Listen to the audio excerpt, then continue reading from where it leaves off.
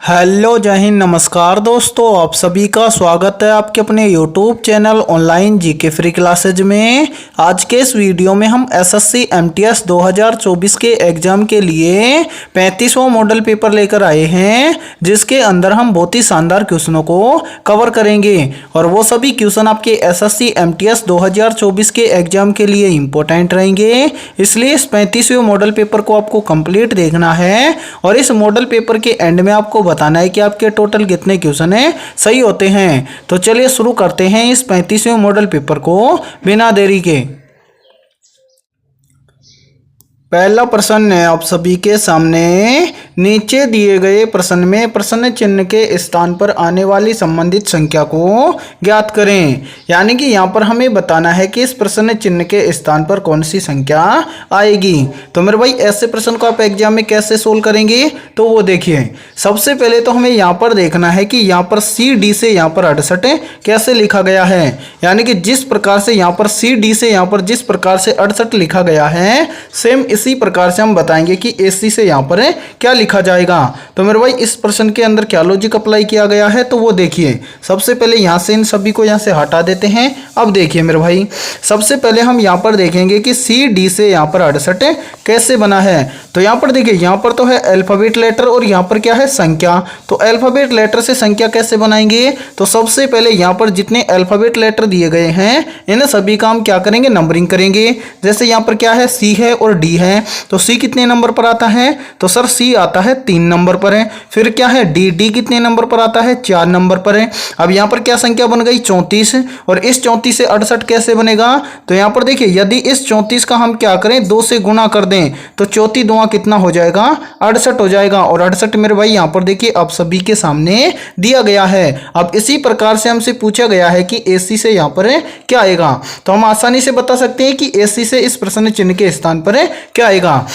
क्या करेंगे सबसे पहले तो यहाँ पर अल्फाबेट लेटर क्या है ए सी, तो क्या करेंगे ए सी का नंबरिंग करेंगे कि ए कितने नंबर पर आता है और सी कितने नंबर पर आता है। तो मेरे भाई यहाँ पर देखिए ए अल्फाबेट लेटर के अंदर आता है 1 नंबर पर और सी आता है कितने नंबर पर, 3 नंबर पर है। अब क्या करेंगे यहाँ पर एक क्या संख्या बन गई 13, और इस 13 का हम क्या कर देंगे 2 से गुना कर देंगे तो 13 दूना कितना हो जाएगा 26। यानी कि इस प्रश्न चिन्ह के स्थान पर भरा जाएगा 26। अब हमें देखना है कि 26 किसी ऑप्शन में है, तो हाँ सर 26 हमें दिया गया है ऑप्शन है डी के अंदर, तो ऑप्शन डी हो जाएगा करेक्ट आंसर। तो उम्मीद करता हूं कि पहला प्रश्न आपको अच्छे से क्लियर हो गया होगा। तो चलिए फिर अगला प्रश्न देखते हैं। दूसरा प्रश्न है आप सभी के सामने, नीचे दिए गए प्रश्न में प्रश्न चिन्ह के स्थान पर आने वाली संबंधित संख्या को ज्ञात करें। यानी कि यहाँ पर ये दूसरा प्रश्न आप सभी के सामने नंबर एनालॉजी से संबंधित प्रश्न दिया गया है और आपको बोला गया है कि जिस प्रकार से 14 का संबंध है 210 के साथ में, तो 16 का संबंध किस संख्या के साथ में होगा। तो जल्दी से एक काम करिए, इस वीडियो को रोकिए और अपने स्तर से इस प्रश्न को सोल्व करके कमेंट सेक्शन के अंदर कमेंट करिए कि इस प्रश्न चिन्ह के स्थान पर है कौन सी संख्या आएगी। तो उम्मीद करता हूं कि आपने इस प्रश्न को जरूर सोल्व किया होगा। तो आइए देखते हैं कि आपका आंसर है क्या आया है। तो मेरे भाई जब भी आपको नंबर एनालॉजी से संबंधित प्रश्न एग्जाम में दिया जाए तो कैसे सोल्व करेंगे, तो सबसे पहले हम यहाँ पर देखेंगे कि यहाँ पर 14 का संबंध 210 के साथ में कैसे है। यानी कि यहाँ पर देखिए 14 से 210 कैसे बनेगा, तो यहां पर क्या लॉजिक अप्लाई किया गया है, तो यहां पर लॉजिक लगाया गया है क्या, सबसे पहले यहां पर दिया गया है 14 और 14 से कितना बना है 210। तो यहां पर क्या किया गया है, इस 14 का गुणा किया गया है किसके साथ में, 15 के साथ में। तो 14 गुणा 15 करेंगे तो यहां पर हो जाएगा मेरे भाई कितना 210, और 210 यहां पर देखिए आप सभी के सामने दिया गया है। अब इसी प्रकार से हमसे पूछा गया है कि 16 से यहां पर क्या आएगा, तो हम भी क्या करेंगे मेरे भाई, यहां पर देखिए कितना है 16 है, तो इस 16 का हम क्या कर देंगे इसी प्रकार से 15 के साथ में गुणा कर देंगे। क्योंकि यहाँ पर देखिए यहाँ पर 14 से 210 लाने के लिए क्या किया है, इस 14 का गुणा किया है 15 के साथ में और लिखा गया है कितना 210। तो हमारे सामने यहाँ पर पर देखिए यहाँ पर क्या दिया गया है, यहाँ पर दिया गया है 16। तो 16 से इस प्रश्न चिन्ह की वैल्यू निकालेंगे तो इस 16 का हम गुना कर देंगे किसके साथ में, 15 के साथ में। तो 16 का गुना 15 के साथ में करेंगे तो यहाँ पर कितना आ जाएगा, तो यहाँ पर देखिए 15 छिकी हो जाएगा कितना 90, 90 का हो जाएगा 0, हासिल बच जाएगा 9। फिर देखिए 15 एकम हो जाएगा 15, 15 और 9 कितना हो जाएगा, तो 15 और 9 हो जाएगा 24, यानी कि यहाँ पर लिखा जाएगा 24।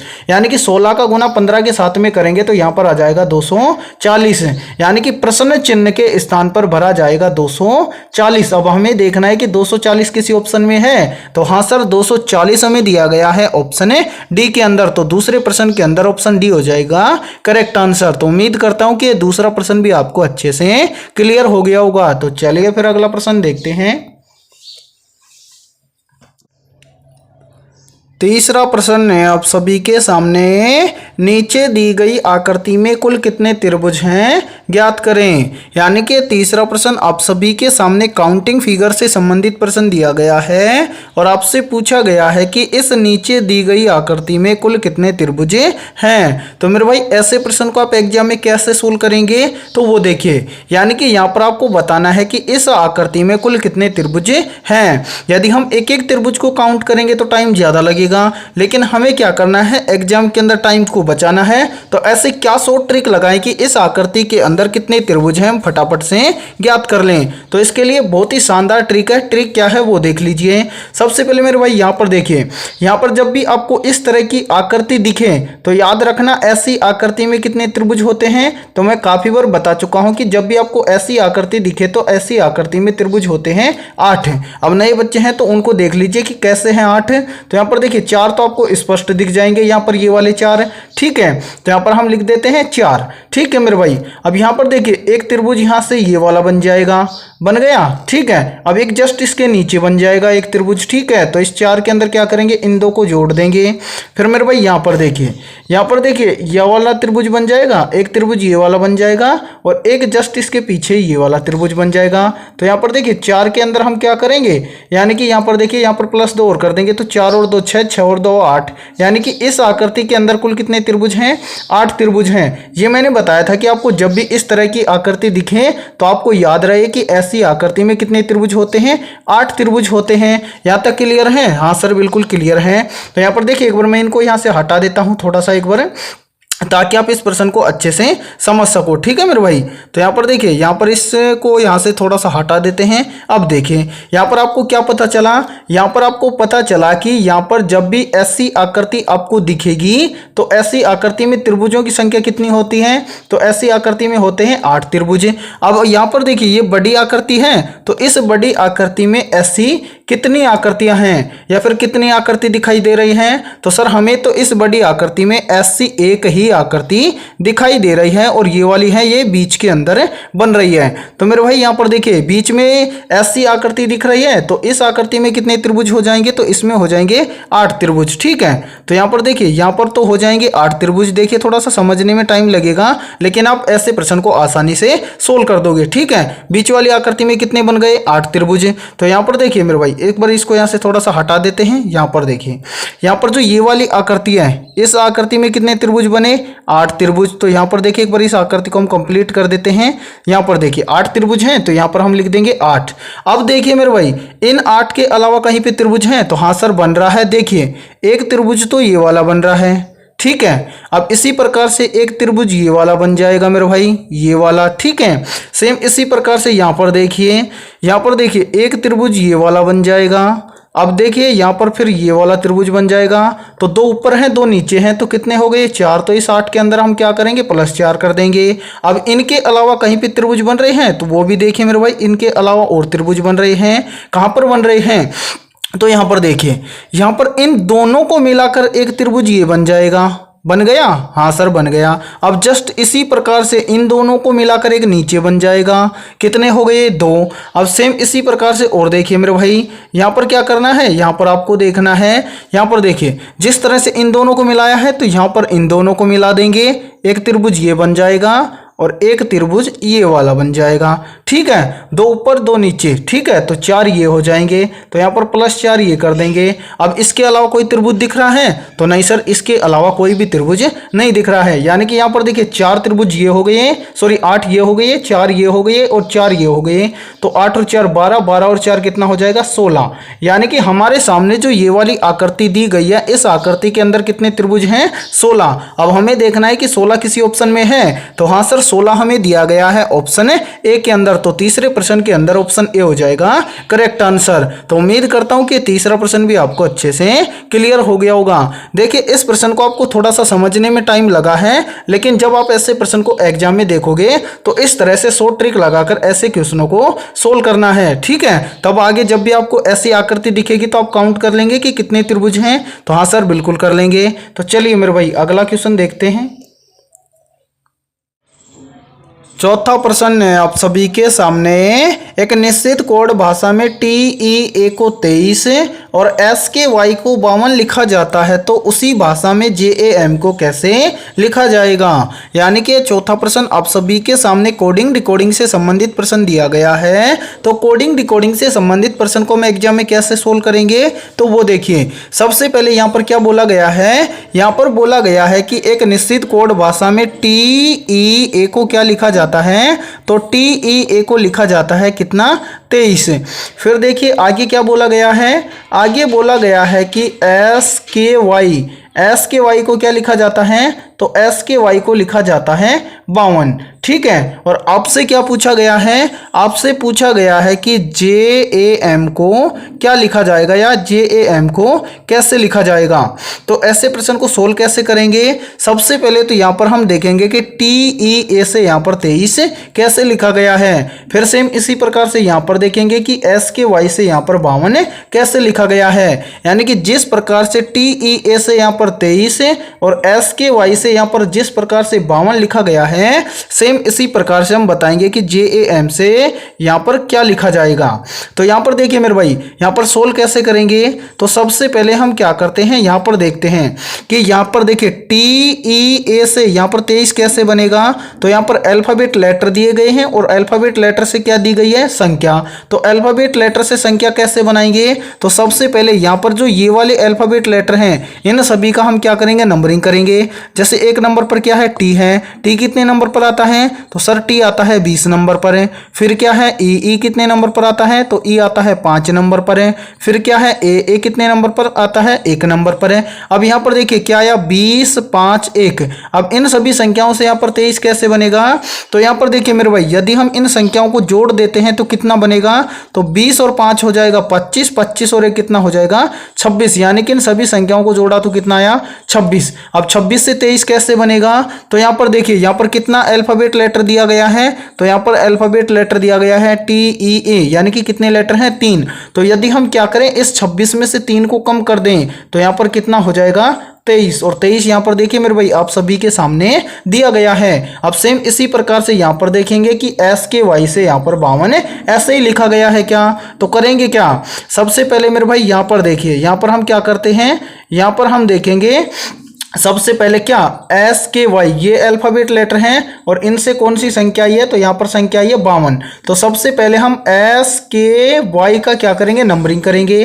तो यहाँ पर देखिए S कितने नंबर पर आता है, तो सर S आता है 19 नंबर पर है।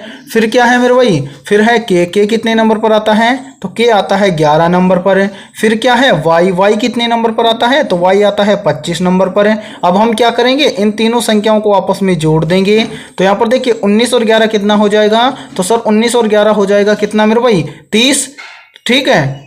और यहाँ पर देखिए 30 और 25 कितना हो जाएगा, तो 30 और 25 हो जाएगा कितना 55। और 55 में से अब क्या करेंगे, तो SKY के अंदर कितने अल्फाबेट लेटर हैं, 3 हैं। तो इस 55 में से हम क्या कर देंगे, तो 55 में से हम कर देंगे मेरे भाई क्या -3। तो यहाँ पर कितना आ जाएगा 52। और 52 यहाँ पर देखिए आप सभी के सामने दिया गया है। अब इसी प्रकार से हमसे क्या पूछा गया है, हमसे पूछा गया है कि JAM को कैसे लिखा जाएगा या फिर क्या लिखा जाएगा। तो हम क्या करेंगे, सबसे पहले JAM ये अल्फाबेट अल्फाबेट लेटर दिए गए हैं तो इनका हम क्या करेंगे, नंबरिंग करेंगे। सबसे पहले क्या है, जे है। जे कितने नंबर पर आता है, तो जे आता है 10 नंबर पर। फिर क्या है, ए आता है 1 नंबर पर। फिर क्या है, एम कितने नंबर पर आता है, एम आता है 13 नंबर पर। अब क्या करेंगे, इन तीनों संख्याओं को आपस में जोड़ देंगे तो 10 और 1 11, 11 और 13 कितना हो जाएगा, तो 11 और 13 हो जाएगा 24।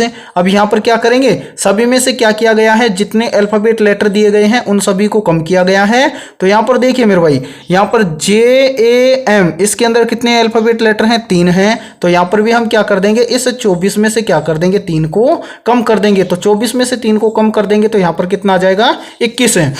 यानी कि जे ए एम को लिखा जाएगा 21 है। अब हमें देखना है कि 21 किसी ऑप्शन में है, तो हाँ सर 21 हमें दिया गया है ऑप्शन डी के अंदर। तो चौथे प्रश्न के अंदर ऑप्शन डी हो जाएगा करेक्ट आंसर। तो उम्मीद करता हूं कि ये चौथा प्रश्न भी आपको अच्छे से क्लियर हो गया होगा। तो चलिए फिर अगला प्रश्न देखते हैं। 5वां प्रश्न है आप सभी के सामने। नीचे एक घन की 2 अवस्थाएं दर्शाई गई हैं, 9 युक्त फलक के विपरीत क्या होगा। यानी कि 5वां प्रश्न आप सभी के सामने पास से यानी कि डाइस से संबंधित प्रश्न दिया गया है और आपसे बोला गया है कि अंक 9 के विपरीत कौन सा अंक होगा। तो मेरे भाई ऐसे प्रश्न को आप एग्जाम में फटाफट से कैसे सोल्व करेंगे, तो वो देखिए यहाँ पर हमारे सामने पासे की कितनी स्थितियां दर्शाई गई हैं, 2। तो यहाँ पर देखिए ये तो हो गया पहला पासा और ये हो गया दूसरा पासा। यानी कि इस तरह के 2 पासे दिए गए हैं और पूछा क्या गया है कि अंक 9 के विपरीत क्या होगा। तो ज्ञात कैसे करेंगे, तो सबसे पहले इसके लिए बहुत ही शानदार ट्रिक है। ट्रिक क्या है वो देखिए। यानी कि दोनों पासों में आपको क्या देखना है, सबसे पहले देखना है कॉमन संख्या। जैसे यहाँ पर देखिए पहले पासे के अंदर यहाँ पर 8 है और दूसरे पासे के अंदर यहाँ पर 8 है। तो 8 क्या हो जाएगा, कॉमन हो जाएगा। और कॉमन संख्या मिलने के बाद में आपको क्या करना है, क्लॉकवाइज चलना है दोनों डाइस के अंदर। जैसे यहाँ पर देखिए पहले डाइस के अंदर क्या है, 8 कॉमन संख्या है और दूसरे डाइस के अंदर भी क्या है, कॉमन संख्या 8 है। तो यहाँ पर देखिए पहले में क्लॉकवाइज चलेंगे तो 8 के बाद में कितना है, 7 है। तो यहाँ पर देखिए 8 के बाद में हम लिख देंगे कितना, 7 है। फिर देखिए 7 के बाद में क्या है, 9 है। तो यहाँ पर देखिए 7 के बाद में हम लिख देंगे 9। अब इसी प्रकार से करना है दूसरे डाइस के अंदर। तो 8 है, 8 के बाद में क्लॉकवाइज चलेंगे यानी कि घड़ी की सुई की दिशा में चलेंगे तो 8 के बाद में क्या है, 6 है। तो 8 के बाद में हम लिखेंगे मेरे भाई 6। फिर देखिए 6 के बाद में कितना है, 4 है। तो 6 के बाद में क्या लिख देंगे, 4। अब यहां पर पूछा क्या गया है, यानी कि 9 युक्त फलक के विपरीत क्या होगा। तो 9 के विपरीत क्या होगा, तो यहां पर देखिए 9 के विपरीत क्या हो जाएगा, 4 हो जाएगा। यानी कि 9 के विपरीत क्या दिया गया है, 4। अब हमें देखना है कि 4 किसी ऑप्शन में है, तो हाँ सर 4 हमें दिया गया है ऑप्शन बी के अंदर। तो ऑप्शन बी हो जाएगा करेक्ट आंसर। यानी कि 9 के विपरीत क्या हो जाएगा, 4 हो जाएगा। पूछ लेता कि 7 के विपरीत क्या है, तो यहां पर देखिए यहां पर नीचे 7 के विपरीत क्या हो जाएगा, 6 हो जाएगा मेरे भाई। ठीक है, इस तरह से ऐसे प्रश्न के अंदर क्या किया जाता है, डाइस से संबंधित प्रश्नों को सोल्व किया जाता है। तो उम्मीद करता हूं कि ये 5वां प्रश्न भी आपको अच्छे से क्लियर हो गया होगा। तो आज के इस वीडियो में इतना ही। वीडियो पसंद आई है तो जल्दी से एक बार इस वीडियो को लाइक कर दीजिए और चैनल पर यदि आप पहली बार जुड़े हैं तो चैनल को कर लीजिए सब्सक्राइब और बेल आइकन को प्रेस करना, ताकि ऐसी बेहतरीन क्लास का नोटिफिकेशन आपको सबसे पहले देखने को मिले। तो फिर मिलते हैं ऐसे शानदार क्लास के साथ नेक्स्ट वीडियो में।